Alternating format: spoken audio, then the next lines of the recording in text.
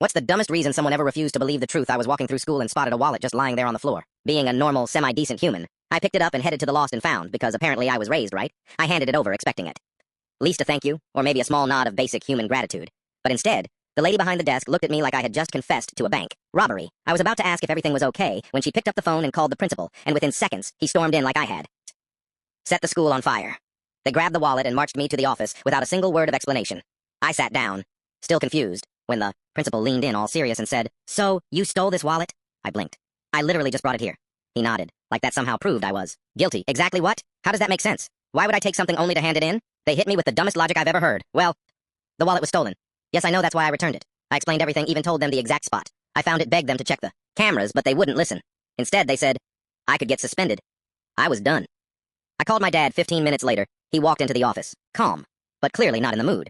He sat down, arms crossed, and said, "Explain the principal?"